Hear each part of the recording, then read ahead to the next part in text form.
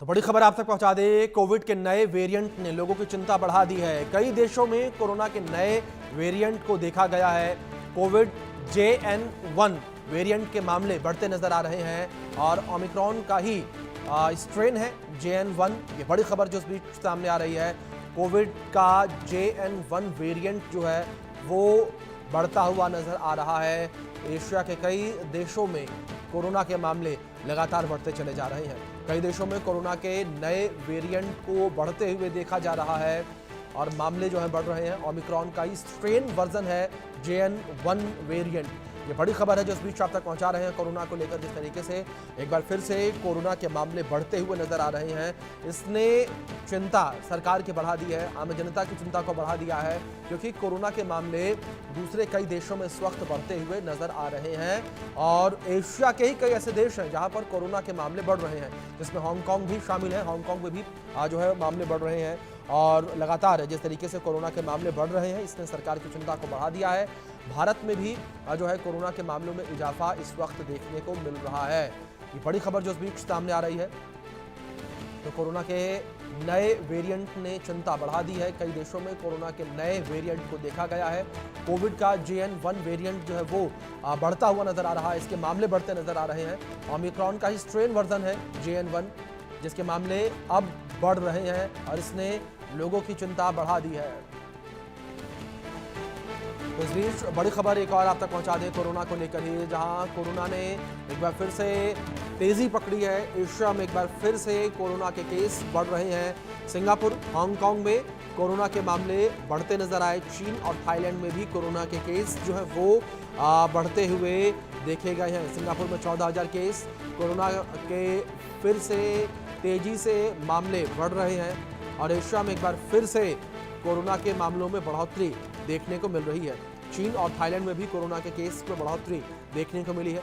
Singapore में 14,000 case से हड़कंप मच गया है और कोरोना के मामले जिस तरीके से बढ़ते हुए नजर आ रहे हैं, लोग डरे सहमे नजर आ रहे हैं, क्योंकि लोगों ने जिस तरीके की स्थिति जो है वो देखी है, उससे लोग जो है फिर से डर रहे हैं। क्योंकि जो भयावह स्थिति देखी गई कोरोना के, जब कोरोना का पीक टाइम देखा गया था 2020-21 में, उन दिनों को याद करके लोग जो हैं डर के साए में हैं। क्योंकि एक बार फिर से जिस तरीके से कोरोना के मामले बढ़ रहे हैं और ओमिक्रॉन का जो एक नया वेरिएंट है कोरोना का, वो JN.1 बढ़ता नजर आ रहा है।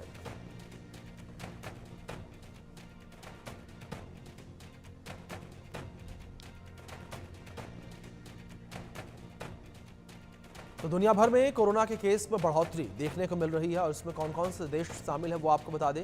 सिंगापुर शामिल, जहां पर लगातार कोरोना के मामलों में बढ़ोतरी हो रही है। हांगकांग में भी लगातार कोरोना के मामलों में बढ़ोतरी देखने को मिल रही है और चीन में भी कोरोना के मामले जो हैं वो पाए जा रहे हैं और चीन में कोरोना के केसेस बढ़ते नजर आ रहे हैं। थाईलैंड में भी कोरोना के केस, कोरोना के मरीजों की संख्या लगातार बढ़ती चली जा रही है, जो कि अपने आप में चिंता का विषय बना हुआ है। और भारत में भी कोरोना के मामलों में बढ़ोतरी जो है वो देखने को मिल रही है। इस तरीके से लगातार कोरोना के मामले बढ़ रहे हैं, इसने लोगों की चिंताओं को बढ़ा दिया है। साथ ही साथ सरकार की चिंताएं भी बढ़ती नजर आ रही हैं। सरकार भी अलर्ट मोड पर आ चुकी है। दूसरी ओर कई दूसरे देशों में तो यहाँ पर बूस्टर डोज लेने की बात भी कही जा रही है लोगों से।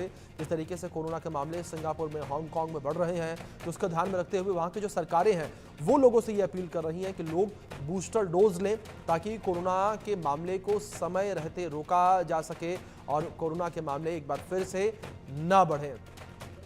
इस बीच हमारे साथ एक खास मेहमान जुड़े हैं, उनका परिचय आपसे करवा दूं। हमारे साथ डॉक्टर ईश्वर गिलाड़ा जी जुड़े हैं, जो कि संक्रामक रोग विशेषज्ञ हैं। सीधे उनका रुख करेंगे। ईश्वर जी, जिस तरीके से अगर कोरोना के केसेस को लेकर बात करें सर, लगातार कोरोना के केस में बढ़ोतरी देखने को मिल रही है, कितनी संभावनाएं हैं कि वैक्सीन की 2-2 डोज लेने के बाद जिस तरीके से लोगों ने बूस्टर डोज भी लगवाई है, तो ऐसे में लोग कोविड पॉजिटिव हो सकते हैं? देखिए, जो हमने वैक्सीन लिया है वो आज से 3 और 4 साल पहले लिया है जी और उसका असर अभी तक उसका रहेगा नहीं। जी जिसने बूस्टर लिया है उसका भी असर अभी तक रहेगा नहीं, पहली बात। जी दूसरी बात, अभी के जो वेरिएंट चल रहे हैं, ठीक है, इन्फेक्शन कई लोगों को हो रहा है, लेकिन उसका जो बाद में की ट्रेजेक्ट्री है कि कितने मरीज एडमिट होते हैं, कितने लोग आईसीयू में जाते हैं, कितने लोग वेंटिलेटर पे जाते हैं और कितनी डेथ होती है, इसका प्रमाण काफी कम है। ये जी इसलिए कि ये ओमिक्रॉन वेरिएंट, ये सब वेरिएंट जो है इसके ओमिक्रॉन के जितने हैं वो काफी माइल्ड है, तो जी डेल्टा के जितने कभी स्ट्रांग हुए नहीं। हमें चिंता कब करनी पड़ेगी कि पूरा नया वेरिएंट जब आए और उसमें से भी जो वेरिएंट काफी लीथल हो, तो इंसान को मारे, तो हमें चिंता करना चाहिए। फिलहाल हांगकांग और सिंगापुर और ईस्टर्न देशों में, खास करके चाइना में, चाइना की सच्चाई बाहर नहीं आती है। थाईलैंड में ये केसेस हैं। हाँ, हांगकांग में 31 डेथ हुई थी कल तक, उसके बाद में और कहीं डेथ हुई कि पता नहीं चला है। अब क्या होता है कि जब हम कोई बीमारी के लिए जूझते हैं, उस समय हमको बहुत अच्छी चीज याद आती है कि हम अपनी इम्यूनिटी कैसे बढ़ाएं, हम वैक्सीनेशन कैसे करें। लेकिन जब बीमारी चली जाती है तो हम लोग वो भूल जाते हैं। तो लोगों को अपनी इम्यूनिटी बनाना, अपने जो बुजुर्ग लोग को संभालना, और वैक्सीन जो हम लोग फ्लू का वैक्सीन फिलहाल है, मेरी ऐसी चाह थी कि जब कोरोना चला गया और वापस आने के चांस है, तो फ्लू के वैक्सीन में कोरोना का वैक्सीन भी मिक्स कर देना चाहिए, ताकि लोग जो फ्लू का वैक्सीन लेते हैं, खास करके उम्र के 60 के आगे के लोग, तो वो अपने आप से कोरोना से बचेंगे। जी लेकिन हमारा ध्यान उस वैक्सीन से हट गया, हमारा ध्यान कोरोना से हट गया। अब हमें क्या करना है, बेसिकली हमें ट्रैकिंग करनी है कि हमारे यहाँ, क्योंकि पिछले 20-25 दिन पहले मेरे परिवार में, मेरे दो बेटी को, मेरे ग्रैंड चिल्ड्रन को भी कोरोना होके गया है। जी तो हमको लगा कोरोना होगा, लेकिन डायग्नोस करने के लिए खाली मैंने मेरे बेटी का जांच की और कोरोना एंटीजन पॉजिटिव आया।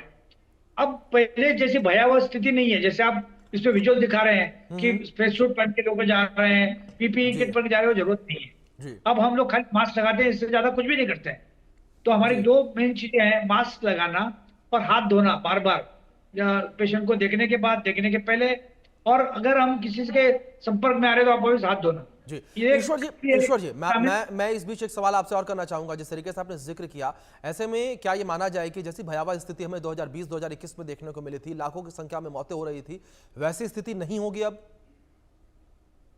2020 और 21 जो है हिस्ट्री है, जी और हिस्ट्री बार बार हमेशा उतनी रिपीट नहीं होती है। 2020 में जो रिपीट हुआ वो 100 साल के बाद हुआ, जी जो स्पेनिश फ्लू आया था उसके बाद। जी तो हमें लोगों को डराना धमकाना, उससे काम नहीं चलेगा। खाली हमारी जो साइंटिफिक कम्युनिटी है उनको अलर्ट रहना है, सरकारों को अलर्ट रहना है कि अगर आया तो हमारी तैयारी क्या है। आज ही अखबार में हमने पढ़ा कि यहाँ पे मुंबई के कुछ अस्पतालों में म्युनिसिपल कॉर्पोरेशन ने बेड रिजर्व कर दिए।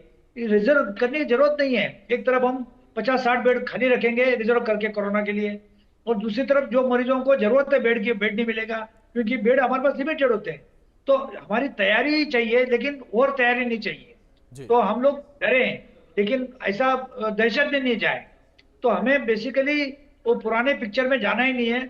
अभी कोरोना आएगा तो भी माइल्ड आएगा, बुजुर्ग लोगों को तकलीफ करेगा तो उनको बचाना जरूरी है।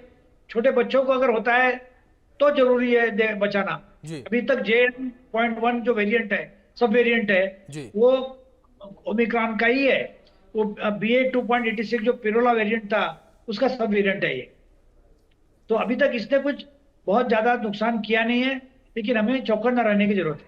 जी ईश्वर जी, लेकिन इस चीज में आपसे और समझना चाहूंगा कि आखिर ऐसी क्या वजह है कि इस बार जो कोविड है उसका संक्रमण इतना ज्यादा देखने को नहीं मिलेगा, इतनी तेजी से वो नहीं फैलेगा? क्योंकि पहले हमने देखा कि कोरोना इतनी ज्यादा रफ्तार से फैला कि जो लोग अपने आप को घरों में क्वारंटीन करके रखे हुए थे तब भी वो संक्रमित हो गए। एक सिंपल लॉजिक ये होता है, जैसा हमें जीने का अधिकार है, जी वैसा वायरस बैक्टीरिया को भी जीने का अधिकार है। जी और अगर जो वायरस या बैक्टीरिया वो ह्यूमन बीइंग पे पनपता है, ह्यूमन बीइंग पे जीता है, तो अगर वो सब ह्यूमन बीइंग को खत्म कर देगा तो वो खुद कैसा जिएगा। तो वो उसका एक एम ये होता है कि हम खाली लोगों को डरा दे। जी स्टार्टिंग के जो वेरिएंट है, सब वेरिएंट है, बहुत खतरनाक थे, उस समय मार दिया थोड़ा, उसके बाद में वो माइल्ड बन गए। तो आप भी जो हम भी जिए, जिसको कहते हैं सिम्बायोसिस। और इसीलिए ये वायरस बैक्टीरिया जो भी आते हैं वो पूरे कभी खत्म नहीं होते, उनको साथ हमें जीना पड़ता है, उनको जीने देना पड़ता है। जी लेकिन ईश्वर, जिस तरीके से आपने जिक्र किया, ऐसे में क्या ये माना जाए कि हमारी जो बॉडी है इस वायरस के लिए तैयार हो चुकी है, इस वायरस को अब झेल सकती है? और जब शुरुआत में ये वायरस आया था तो हमारे लिए भी नया था और हमारी बॉडी जो है वैसे झेल नहीं पा रही थी, ऐसा कुछ? देखिए, पहले से ही जो वायरल इन्फेक्शन आते हैं, जी हम लोग पहले से सब लोगों को, डॉक्टरों के भी बताते हैं कि आपको अगर कोई सिम्टम आता है, बुखार आए, सर्दी है, 2-3-4 दिन तक सहन कीजिए, डॉक्टर के पास भी मत जाइए। जी 3-4 दिन से ज्यादा होता है फिर डॉक्टर के पास जाइए, जी और उसके बाद में कोई दवाई लीजिए। तो हम वायरस का जो लाइफ साइकिल होता है 3-4 दिन का, उतना टाइम दे दें, अपने आप रिकवर हो जाए। उस रिकवरी के पीरियड में हो सकता है कि आपने अपना इन्फेक्शन कोई अपने परिवार के व्यक्ति को दिया है, फ्रेंड सर्कल में दिया है, जहाँ जॉब कर रहे हैं वहां दिया है, तो ये साइकिल चलता रहेगा। 3-4 दिन से ज्यादा अगर होता है तो डॉक्टर को जाना है, अदरवाइज आपको कुछ नहीं करना है। जी। वो अपना थोड़ा एंटीहिस्टामिन ले लिया और सर्दी से बच गए, अब मास्क लगा लिया, ग्लोव्स लगा लिया, ग्लोव्स भी नहीं लगाया, हाथ धो लिया, बस हो गया। जी। लेकिन ईश्वर जी, इस बीच एक बड़ी बात यहाँ पर यह भी है कि जिस तरीके से पूरे विश्व में इस वक्त कोरोना के मामलों में बढ़ोतरी देखने को मिल रही है, कुछ देशों का अगर नाम लिया जाए इसमें, हांगकांग, सिंगापुर, चीन और थाईलैंड जैसे जो देश हैं, वहां पर कोरोना के मामले बढ़ रहे हैं, संख्या हजारों में आ रही है। ऐसे में क्या डर की बात भारत के लिए भी है, क्योंकि ये वो देश है जहां पर भारत से बड़ी संख्या में लोग विजिट करते हैं, घूमने के लिए जाते हैं, और इन देशों से भारत में भी लोग घूमने के लिए आते हैं। एक विश्व विलेज है, विश्व एक देहात है, और इसके अंदर जो आने जाने वाला इधर से उधर बीमारी जाते रहेगी, आते रहेगी। जी। भारत का एक ही अच्छी चीज हुई है कि हमने जो वैक्सीन लिया है, वो वैक्सीन जो बहुत अच्छा वैक्सीन लिया है जी। और उस वजह से हम लोग अच्छे से बचे हुए हैं। जी। चाइना के जो कंट्री थे, उन्होंने जो वैक्सीन लिया, चाइना या हांगकांग या आसपास के उसके कंट्री, उनका जो वैक्सीन था उसका एफिकेसी बहुत कम था। उन्हें WHO ने क्यों मान्यता दी थी ये पता नहीं, क्योंकि 50% से आगे जब होता है तो मान्यता देते हैं, और चाइना के वैक्सीन को 51% में मान्यता दी थी। तो 51% में हम हमेशा शक करते हैं, क्योंकि वो मैनिपुलेटेड होता है मान्यता लेने के लिए। हमारा जो वैक्सीन था बहुत अच्छा था, और इसीलिए हमारे जिन लोगों ने बूस्टर लिया या 2 डोज भी लिए वो बचे हुए हैं। हमारे वैक्सीन लेने के बाद इम्यूनिटी भी कम होगी, तो हमारे इम्यूनिटी के अंदर एक मेमोरी सेल होते हैं, और मेमोरी सेल ऐसा कुछ होता है तो एक्टिवेट हो जाते हैं, फिर से इम्यूनिटी बढ़ा देते हैं। तो हो सकता है कि हमारे मेमोरी सेल में जो हमने वैक्सीन लिया या बूस्टर लिया, काम अभी तक चल। बिल्कुल।